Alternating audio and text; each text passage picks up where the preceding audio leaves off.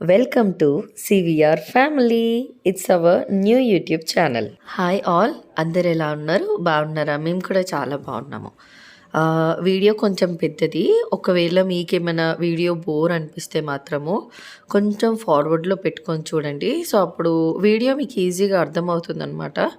Next అలానే ఈరోజు రథసప్తమి కదా, సో అందరికీ రథసప్తమి శుభాకాంక్షలు. నెక్స్ట్ అలానే ఈరోజు రథసప్తమి కాబట్టి ఇంట్లో ఫస్ట్ నార్మల్గా రోజంతా అయితే కిచెన్ క్లీన్ చేస్తాము. బట్ ఈరోజు కూడా మార్నింగే లేవంగానే కొంచెం కౌంటర్ టాప్ అంతా కిచెన్లో అయితే క్లీన్ చేస్తున్నాము. సో ఇక్కడైతే నేను మెయిన్గా చూపించాలనుకుంది ఏంటి అంటే, నా కిచెన్లో చాలా చిన్న కిచెన్ అనమాట. సో ఈ చిన్న కిచెన్లో అక్కడ లెఫ్ట్ సైడ్ మీరు చూస్తున్నట్టయితే ఒక స్టాండ్ లాగా ఉంది కదా, సో అది అమెజాన్లో తీసుకున్నాను. చాలా అంటే వుడ్ది చాలా బాగుంది. సో ఎవరికైనా కావాలంటే అది ఖచ్చితంగా తీసుకోండి, అది చాలా యూస్ఫుల్ కూడా. సో చిన్న కిచెన్ ఉన్న వాళ్ళకి ఇలా ఆర్గనైజేషన్ కూడా చాలా బాగుంటుంది. నెక్స్ట్ అలానే రోజు క్లీన్ చేస్తాం కాబట్టి కౌంటర్ టాప్ పెద్దేమంత గలీజ్గా లేదు. బట్ అయినా సరే ఈరోజు పండగ ఉంది కాబట్టి మెల్లగా అన్ని పనులతో పాటు ఈ పని కూడా స్టార్ట్ చేస్తున్నాము. సో స్టవ్ కూడా రీసెంట్గానే తీసుకున్నాము, స్టీల్ స్టవ్. బికాజ్ గ్లాస్ అంటే ఏంటి అంటే మనకి వేడి ఏమైనా పెట్టినా జల్దీ రీపోవడం అవన్నీ జరుగుతుంది. సో అలా కాకుండా స్టీల్ అయితే మనకి తోముకోవడానికి లుక్ వైజ్ కూడా బాగుంటుందని చెప్పి ఇదే తీసుకున్నాను. యాక్చువల్లీ 4 బర్నర్ స్టవ్ అయితే తీసుకోవాలనుకున్నాము, కానీ 4 బర్నర్ స్టవ్లో మనకి స్టీల్ది ఏది లేదనమాట. అందుకని 2 బర్నరే ఉంది, స్టీల్ చాలు అనేసి తీసుకున్నాము. మీకు ఒకవేళ 4 బర్నర్ స్టవ్ స్టీల్లో ఉంటే మాత్రం నాకు ఖచ్చితంగా కింద కమెంట్స్లో చెప్పండి. నెక్స్ట్ అలానే స్టీల్ స్టవ్ కాబట్టి ఓన్లీ ఫ్రంట్ సైడ్ కాకుండా మేము బ్యాక్ సైడ్ కూడా నీట్గా క్లీన్ చేసుకుంటాము. స్టీల్ స్టవ్ కాబట్టి మనకి ఎప్పుడు నీట్గానే క్లీన్ చేసుకోవాలన్నమాట, లేదంటే ఒకలాగా బ్లాక్నెస్ అయిపోతుంది.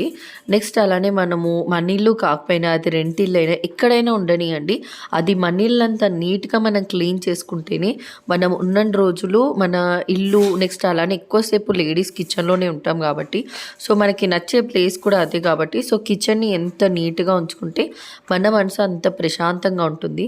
అందుకనే డైలీ ఖచ్చితంగా టైల్స్ మనకి చెయ్యి అందే వరకు అయితే ఖచ్చితంగా వాష్ చేసుకుంటాం అనమాట. నెక్స్ట్ అలానే మంత్లీ వన్స్ కానీ వీక్లీ వన్స్ కానీ మేము జస్ట్ టైల్స్ని మాత్రం సపరేట్గా వాష్ చేసుకుంటాము. సో ఇక్కడ మీరు చూస్తున్నట్టయితే కౌంటర్ టాప్ పైన మేము స్టవ్ని సపరేట్గా తీసి కూడా వాష్ చేస్తాము. బికాజ్ టైల్స్ బ్యాక్ సైడ్ కూడా నీట్గా మనకి కడగాలి కాబట్టి. సో నెక్స్ట్ ఈ మధ్య నేను ఒక వీడియో పెట్టాను, అదేంటి అంటే స్టవ్ది మనకి గ్యాస్ ఉంది కదా, gas pipe. So gas pipe చాలామందికి తీయడానికి రాక యూట్యూబ్స్లో నేను కూడా ఎన్నో వీడియోస్ చూశాను. బట్ రీసెంట్గా నాకు తెలిసింది ఏంటంటే మా రిలేటివ్స్లో ఒకరు చెప్పారనమాట. సో కొత్త స్టవ్ ఏమైనా తీస్తున్నప్పుడు లేదంటే గ్యాస్ స్టవ్ అలానే పెట్టి ఉంచి తీసేటప్పుడు మనకి ఇబ్బంది అవుతుంది కాబట్టి దానిపైన వేడి వాటర్ పోస్తే మనకి జల్దీగా పైప్ అనేది ఊడొచ్చేస్తుంది. So one side counter top అయితే నేను క్లీన్ చేసేసాను. నెక్స్ట్ సైడ్ కౌంటర్ టాప్ని అయితే ఇప్పుడు క్లీన్ చేసుకుందాం. సో పిన్లు అయితే నైట్ నానపోసి పెట్టాం కాబట్టి సో ఇప్పుడు పిన్లను అయితే నీట్గా సైడ్కి కూడా పెట్టేసి అక్కడ సైడ్ అంతా క్లీన్ చేసి తర్వాత ఇంకా గ్రైండర్ వేసేసుకోవాలి. సో మాది ఇక్కడ ఏమంటే చిన్న షింక్, అంత పెద్ద షింక్ ఏం కాదు కాబట్టి ఎప్పటికప్పుడు అంట్లు అయితే ఖచ్చితంగా క్లీన్ చేసి పెట్టుకుంటాము. కౌంటర్ టాప్ క్లీన్ చేసుకున్న తర్వాత స్టవ్ పైన ముగ్గు అయితే వేసుకోవాలి. అలానే ఆగ్నేయ వైపు కూడా ముగ్గు అయితే వేసుకొని అప్పుడప్పుడు కావాలంటే దీపం కూడా పెట్టుకోండి. కిచెన్లో చాలా పాజిటివ్ ఎనర్జీ వస్తుంది, చాలా మంచిదన్నమాట. ఇది మా ఇంటి సైడ్ నుంచి మేము నేర్చుకొని ఖచ్చితంగా చేస్తున్న పనులు అనమాట. మా మమ్మీ ఇల్లు ఒకవేళ స్టవ్ క్లీన్ చేసిన తర్వాత ముగ్గు వేయకపోతే అస్సలు ఊరుకోదు, ఖచ్చితంగా ముగ్గు వేయాలి. నెక్స్ట్ అది కూడా ఈరోజు రథసప్తమి కాబట్టి సో మార్నింగే లేచి అన్ని పనులు చేసుకునే దాంట్లో అదొక పని ఖచ్చితంగా చేసుకోవాలి.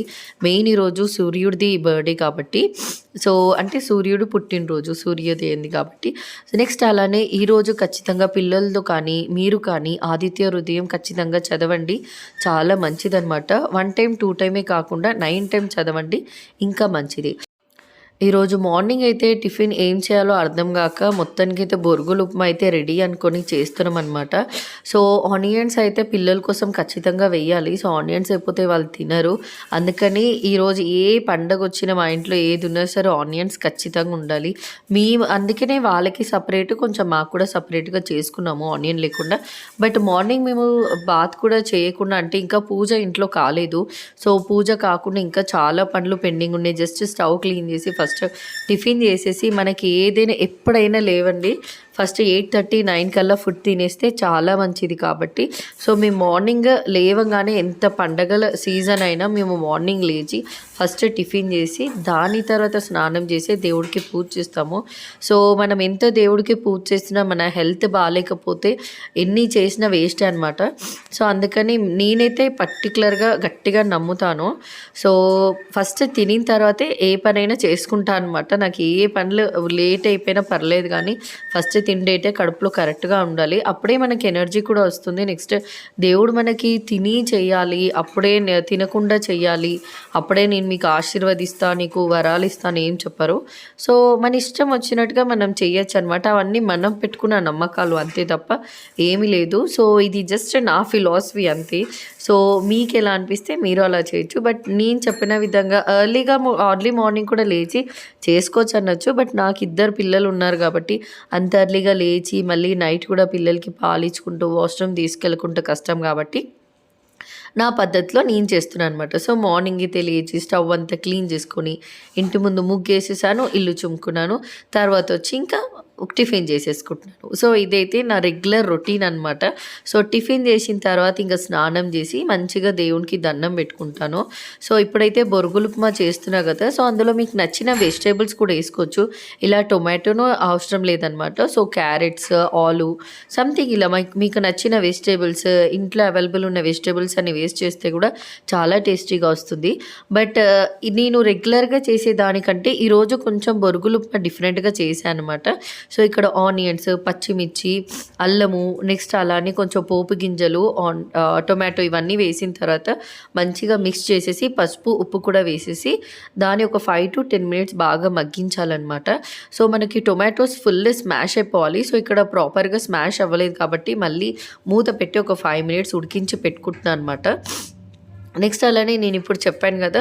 బొరుగులు ఉప్మా రెగ్యులర్‌గా కాకుండా ఇది కొంచెం డిఫరెంట్ స్టైల్ అనమాట. సో, రెగ్యులర్‌గా కాకుండా ఎవరికైనా డిఫరెంట్‌గా ఉంటేనే ఇష్టం కాబట్టి నేను ఇక్కడ ఏం చేస్తున్నా అంటే పప్పుల పొడి లేదంటే మేము దీన్ని చిట్టి పొడి అంటాము.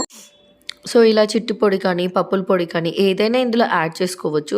సో, ఏమంటే కొంచెం స్పైసీగా మార్నింగ్ చాలా బావుంటుంది. సో, ఇక్కడ నేనైతే స్టవ్ ఆఫ్ చేశాను.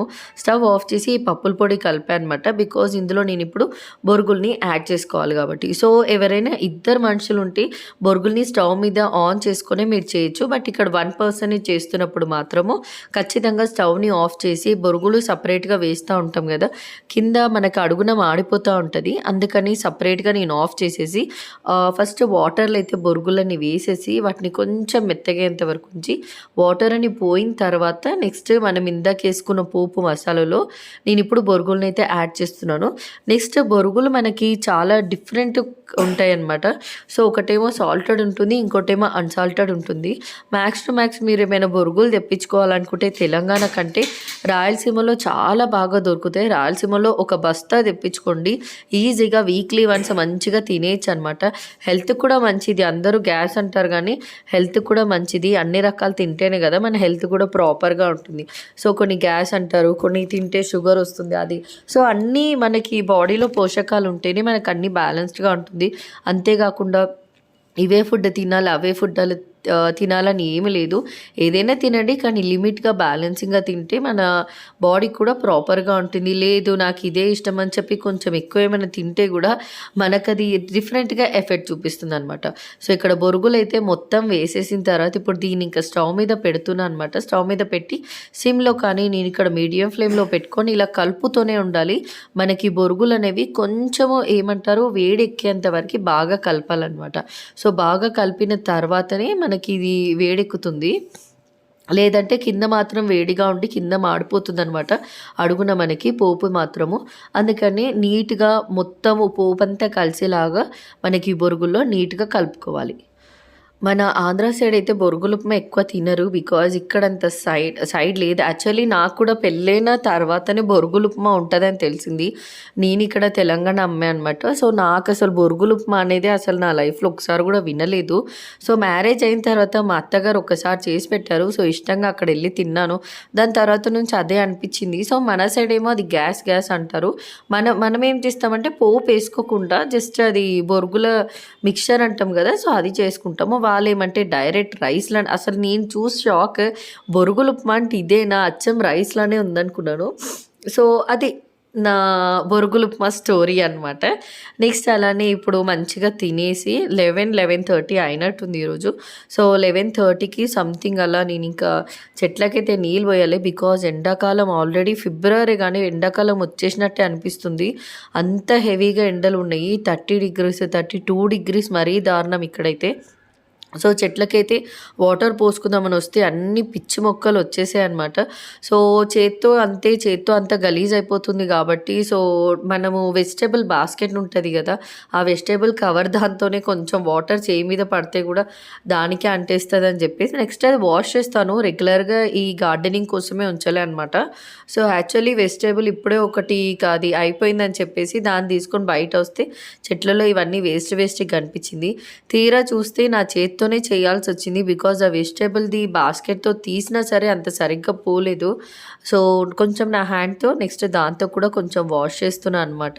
సో ఇలా ఖచ్చితంగా ఏమైనా పిచ్చి మొక్కలు సైడ్కి పడినా సరే నెక్స్ట్ మనకి వింటర్ అయిపోయి సమ్మర్ వచ్చింది కాబట్టి మనకి కొన్ని ఎండిపోయిన ఆకులు కూడా ఉంటాయి కదా, అవి కూడా రాలి కింద పడతా ఉంటాయి. సో వాటిని ఎప్పటికప్పుడు క్లీన్ చేస్తూ ఉంటే మనకి ట్రీస్ అనేవి కూడా నీట్గా మంచిగా పెరుగుతాయి అనమాట, ప్లాంట్స్ అనేవి. సో ఇంట్లో ఒకటో రెండో ఖచ్చితంగా తులసి చెట్టే కాకుండా ఇలా ఏమైనా పెంచండి.